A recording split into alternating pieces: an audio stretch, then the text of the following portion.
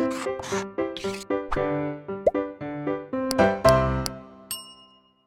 Students, blueprint detail में आपका स्वागत है बच्चों। मैं आपका फिजिक्स टीचर अनुज शर्मा। बच्चों, आपको पता है कि हमने पिछली क्लास में धारावाही कुंडली के अक्ष पर भी चुंबकीय क्षेत्र पता कर लिया था। अब बच्चों, हम जो पता करने जा रहे हैं वो हमारा चुंबकीय किसी धारावाही चालक के चुंबकीय क्षेत्र का लास्ट डेरिवेशन है, जिसमें हमें चुंबकीय क्षेत्र निकालना है बेटा। इसके अलावा फिर हमें और डेरिवेशन करेंगे, लेकिन वो किसी और नियम से। अभी जो सारे नियम हमारे चल रहे हैं वो बाया सेवर्ट से चल रहे हैं, ठीक है बेटा। तो बात ये आती है बच्चों, जो आज का हमारा जो क्वेश्चन है बेटा वो इस प्रकार है कि परिमित लंबाई यानी जिसकी लंबाई डेफिनेट निश्चित हो, उसके एक रिजु रेखे धारावाही, एक सीधा चालक है बेटा। रिजु रेखे मतलब स्ट्रेट वायर, रिजु रेखे धारावाही चालक के कारण उत्पन्न चुंबकीय क्षेत्र। तो बच्चों, इसमें थोड़ा मैथ्स ज़्यादा लगेगा, आपको ध्यान देना है। बोर्ड में पूछा बहुत जाता है, ये थोड़ा इंपॉर्टेंट माना गया है, तो इसको थोड़ा सा ध्यान से समझेंगे, ठीक है स्टूडेंट। तो स्टूडेंट, सबसे पहले हम एक बहुत आराम से इस क्वेश्चन के लिए चित्र बनाएंगे। हमने एक चालक ले लिया, जो आप देख रहे हैं इस तरह से कोई भी चालक है, और बच्चों इसमें इस तरीके से धारा प्रवाहित हो रही है इस प्रकार, ठीक है बेटा। अब बात यह आती है बच्चों कि हमें जिस बिंदु पे इस धारा की वजह से विद्युत क्षेत्र निकालना है, उसे हमने बिंदु P मान लिया है। इस प्रकार ये बिंदु P हो गया, नाम रख लेंगे बेटा अभी इसका आराम से। इस बिंदु पर हमें विद्युत क्षेत्र निकालना है। तो सबसे पहले बच्चों, हम इस बिंदु से इस चालक पे एक लंब खींचेंगे, जो आपको पता लगेगा कि क्यों खींचा गया, इसकी बहुत अहमियत होगी। इसका नाम हम ए रख लेते हैं थोड़ी देर के लिए, ठीक है बच्चों। अब बच्चों, उसके बाद हम एक काम और करते हैं। चूंकि आपको पता है हमें जो भी बिंदु चुंबकीय क्षेत्र निकालना है, उसके लिए हमारे पास एक ही लॉ है, बायो सेवर्ट। ये आप देख सकते हैं, बायो सेवर्ट लॉ।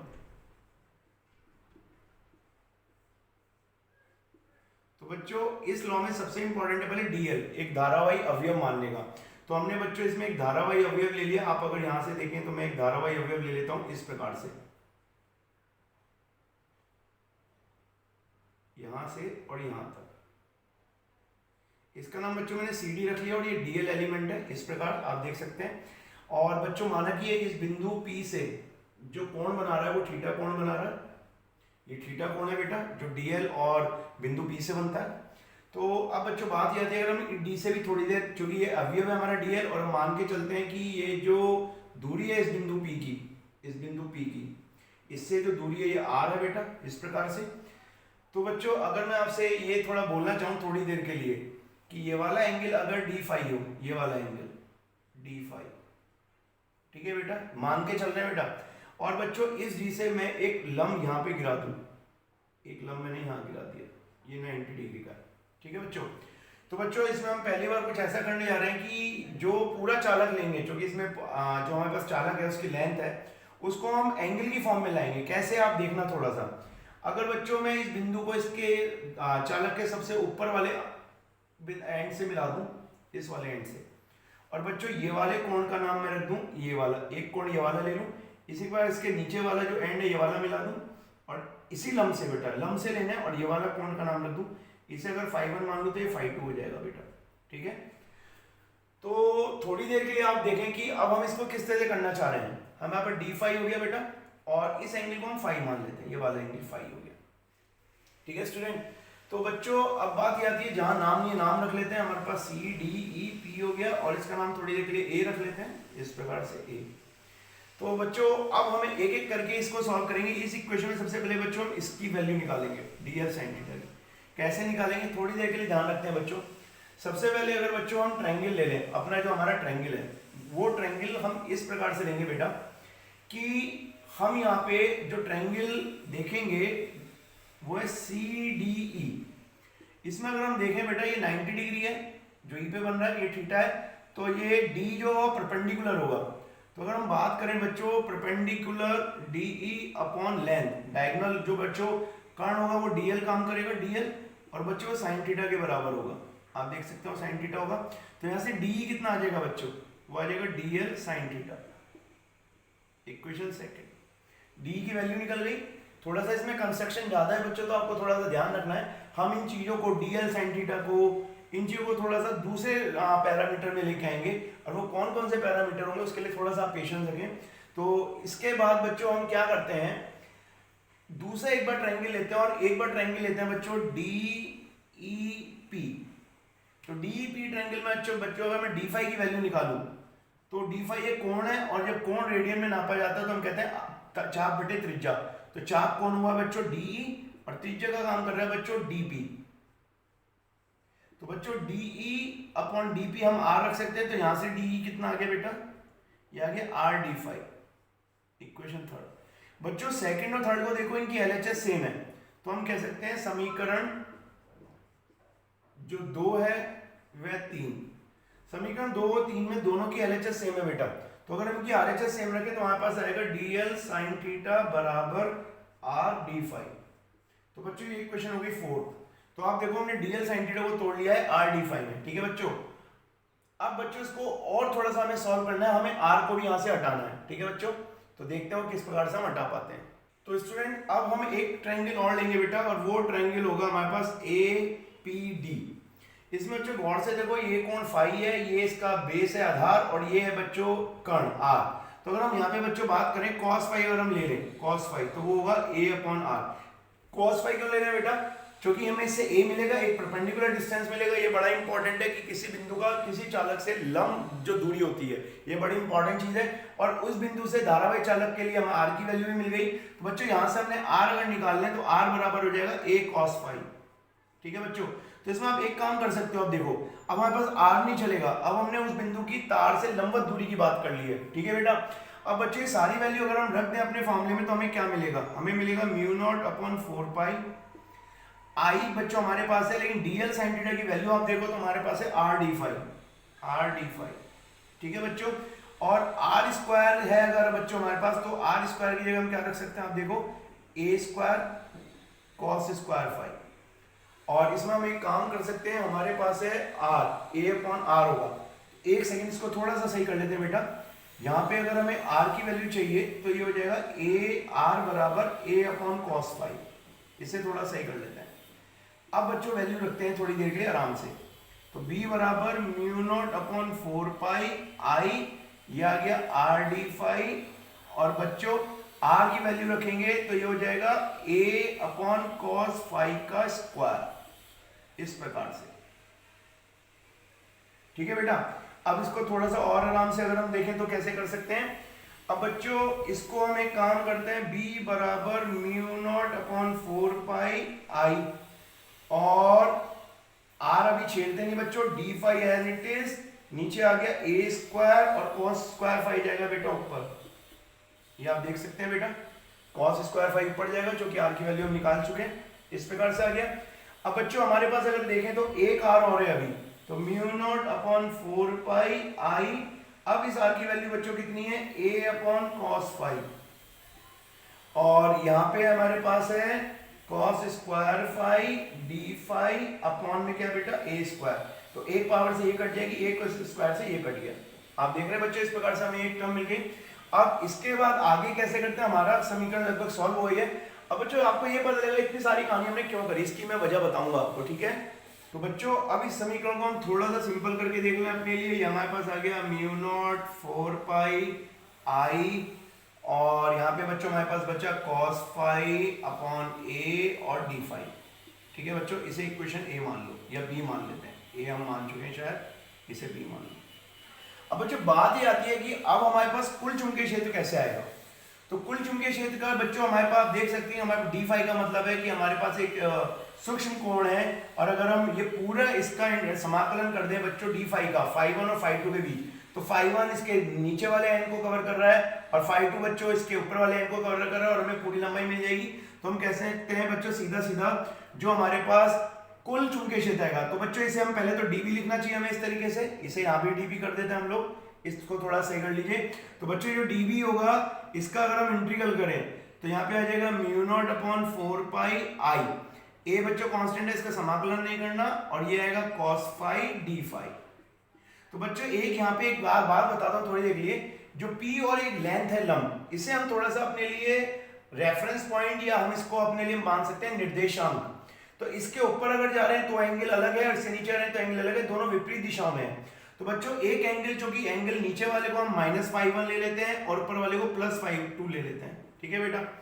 अब थोड़ी देर के लिए इसका कुल अगर हम इसका बच्चों समाकलन करें तो हमें क्या प्राप्त होगा, आप थोड़ी देर के लिए देखिए बच्चों, dv का इंटीग्रल होगा b, mu naught upon 4 pi I upon ए।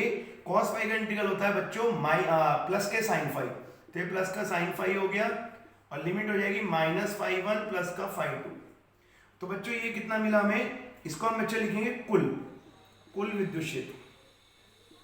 तो कुल विद्युत क्षेत्र हो जाएगा बच्चों mu naught upon 4 pi I upon ए।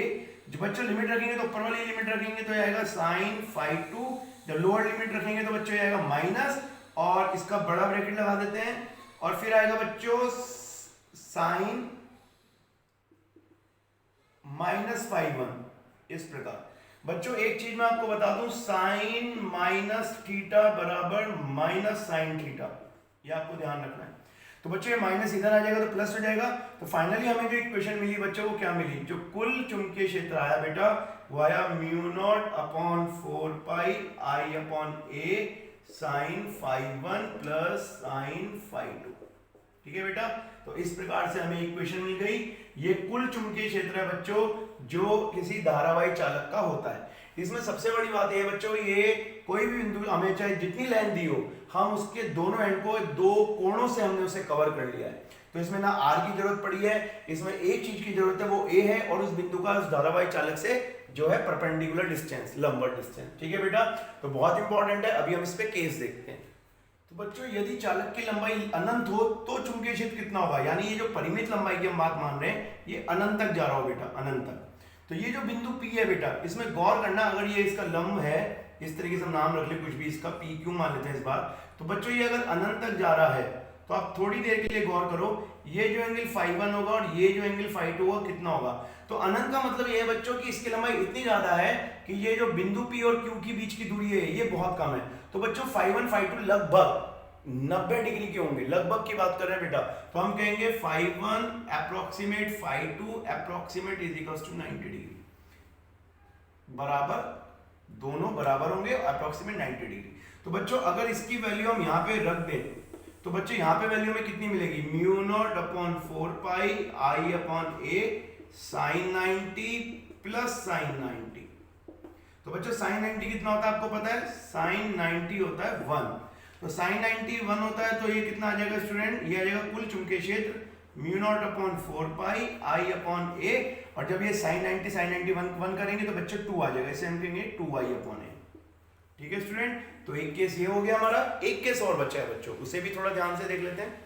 तो बच्चों जो दूसरा वाला केस है इसे थोड़ा सा एक बार देख लेते हैं बच्चों। दूसरा केस है यदि बिंदु P चालक के एक सिरे के समीप हो व a दूरी पर हो।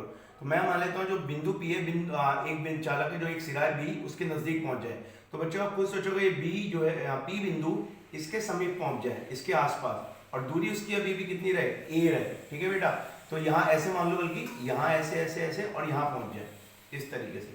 तो आप सोचो ये अभी भी जो नीचे जो कोण बनाएगा, एक से तो अभी भी बहुत ज्यादा कोण बनाएगा, और एक से बच्चों इसका कोण कैसा हो जाएगा आप देख सकते हैं, जो इसका जो कोण है बेटा वो 0 हो जाएगा।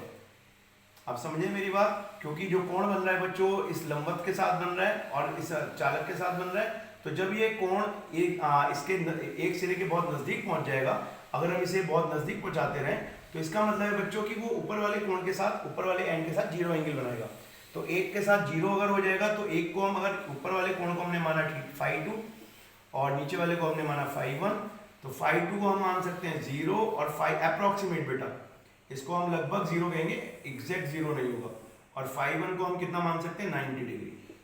तो बच्चों अगर इसकी वैल्यू हम रख दें कुल क्षेत्र में तो हमें इस बार क्या मिलेगा, हमें मिलेगा mu naught upon 4 pi I upon A.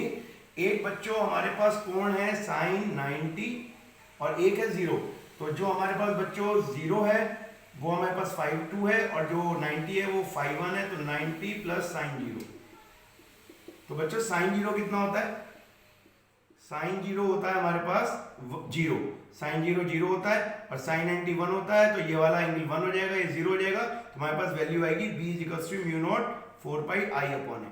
ठीक है बेटा, तो ये वैल्यू जब हमारे पास इस तरह से मिल जाएगी तो दोनों केस में से कोई भी केस हम सॉल्व कर सकते हैं।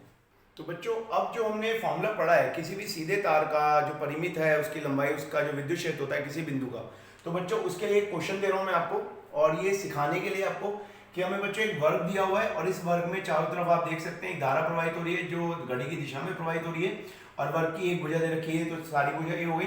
बच्चों हमें इसके केंद्र पर जो है विद्युत चुंबकीय क्षेत्र निकालना है, तो चुंबकीय क्षेत्र और उसकी दिशा भी बतानी है बच्चों।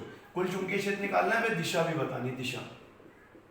तो बच्चों कैसे निकालेंगे, तो हम जानते हैं बच्चों अगर हम एक भुजा को ले लें, ए बी भुजा को, तो एक सीधे चालक की तरह काम कर रही है, तो हम कहेंगे एक भुजा का जो चुंबकीय क्षेत्र होगा, ए बी भुजा ले लें तो बच्चों उसका जो चुंबकीय क्षेत्र होगा वो होगा म्यू नॉट अपॉन 4 पाई, इस तरीके से आप देख सकते हैं, आई होगा अपॉन ए होगा और बच्चों साइन फाई 1 प्लस फाई 2, इस प्रकार से। ठीक है बच्चों। अब बच्चों बात ये आती है कि इसको हम कैसे करें, तो ए पता करने के लिए हमें सो से एक लंब डालना पड़ेगा इस तरीके से, ये ए का काम करेगी, तो यहाँ पे हम थोड़ी देर ए ना लेके इसे आर ले लेते हैं, कैपिटल आर। ठीक है बच्चों। अब बच्चों कैसे काम करें, तो ये एंगल अगर हम लंब डालेंगे तो ये जो कर्ण विकर्ण होते हैं वर्ग के बेटे 90 डिग्री पे होते हैं, तो ये जो हो जाएगा एक 45 डिग्री और नीचे वाला भी 45 डिग्री, तो हम कह सकते हैं फाई 1 बराबर फाई 2 बराबर 45 डिग्री। ठीक है बेटा। तो अब बात करें बच्चों अगर हम लगाएं बी, और बच्चों साथ साथ अगर हम कुल विद्युत क्षेत्र, कुल चुंबकीय क्षेत्र निकालें, कुल चुंबकीय क्षेत्र, तो बच्चों कुल चुंबकीय क्षेत्र में आप एक बात समझो, ये फॉर्मूला एक भुजा के लिए है, सारी भुजा इसी प्रकार होंगी तो हम यहाँ पे डायरेक्ट 4 लिख देते हैं। तो जब 4 लिखेंगे तो mu naught upon 4 pi I upon capital R, और ये हो जाएगा बच्चों साइन 45 प्लस साइन 45, इस प्रकार। तो बच्चों इसे अगर हम देखें तो mu naught upon 4 pi I upon R, 4 हम यहाँ लिख दें और साइन 45 बच्चों 1/√2, ठीक है, और ये भी हो जाएगा 1/√2, इस प्रकार से। तो बच्चों कुल चुंबकीय क्षेत्र जो हमारे पास आएगा वो कितना आएगा, वो आएगा बच्चों mu naught upon 4 pi I upon R, बच्चों 4 आ जाएगा, इसका अगर एलसीएम ले लें तो बच्चों कितना आएगा, √2 आ जाएगा। आप देखिए √2 कॉमन आ जाएगा इसमें, तो बच्चों आएगा 2/√2, इस प्रकार से। ठीक है बेटा। अब बच्चों इसे सॉल्व करना चाहे तो हम और भी सॉल्व कर सकते हैं, चाहे तो हम इसे ऐसे रख दें इस प्रकार, और बच्चों और सॉल्व करना चाहे तो और सॉल्व कितना कर सकते हैं, इसे और सॉल्व कर सकते हैं बेटा mu naught upon 4 pi I upon R. तो बच्चों अगर हम इसमें एक काम करें 4 इंटू 2, √2 से ऊपर नीचे मल्टीप्लाई कर दें तो ये 2 नीचे आ जाएगा, क्योंकि √2 2 हो जाएंगे तो 2 से 2 कट जाएगा। तो बच्चों हमारे पास जो फॉर्मूला आएगा वो कितना आएगा, बी कुल चुंबकीय क्षेत्र बराबर mu naught upon 4 pi I upon R, और बच्चों ये हमारे पास हो जाएगा 4√2, इस प्रकार। तो बच्चों ये आपकी कुल चुंबकीय क्षेत्र आ गया इस तरीके से। अब बच्चों दिशा की बात आती है, तो अगर हम इससे सीधे हाथ की हथेली का नियम लगाएं तो हम अंगूठे को धारा की दिशा में रखें, तो बिंदु ओ पे, अगर अपनी हथेली को बिंदु ओ पे रखें, अपनी उंगलियों को, तो हथेली पे लंब चलाएंगे तो अंदर की तरफ आएगा, इस तरीके से करेंगे तो भी अंदर की तरफ आएगा। तो बच्चों जो चुंबकीय क्षेत्र होगा चारों भुजाओं का वो अंदर की तरफ होगा, तो हम कहेंगे चुंबकीय क्षेत्र की दिशा, चुंबकीय क्षेत्र की दिशा, क्षेत्र की दिशा। तो अगर बच्चों बात करें चुंबकीय क्षेत्र की दिशा, तो बच्चों हम कह सकते हैं अगर आपके कागज की बात करें नीचे होगा वो, तो हम कहेंगे कागज के